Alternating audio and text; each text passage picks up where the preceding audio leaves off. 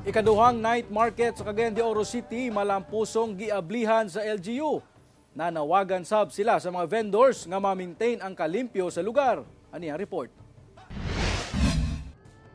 Formal na nga gibuksan ni Cagayan de Oro City Mayor Rolando Uy ang Carmen Night Market sa Barangay Carmen, Cagayan de Oro City. Sugod alas 6 sa gabi matag adlaw, temporaryong ipasirado ang Ipil Street sa Carmen Market aron hatagan og higayon ang mga night market vendor nga makaplastar sa ilang mga baligya. Mapangitaan nato tanak pamaagi unsaon nato pagpadayon pagpatunay ug paghatag og kasiguruhan nga ang inyong mga panginabuhi mula hutay gyud aron ang tanan matagaan og kahigayunan labi na sa inyong mamalitay. Giawhag sab sa mayor ang mga negosyante nga siguruhon ang kahapsay ug kalinaw palibot sa night market.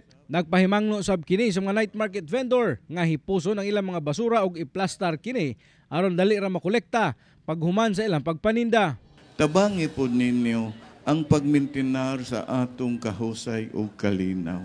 Dili ta magsalig kanunay nga naay mga kapulisan nga nagmintinar ug nagbantay sa atong kahusay ug kalinaw. Mismo ang atong kaugalingon paningkamutan po nato nga tabangan nato ang atong mga kapulisan. Ang Carmen Night Market mauna ang ikaduhang night market nga gimugna sa syudad. Abli sab sila sugod alas 6 sa gabi hangtod alas 4 sa buntag. Ako si James Paulo Yap para sa One Mindanao.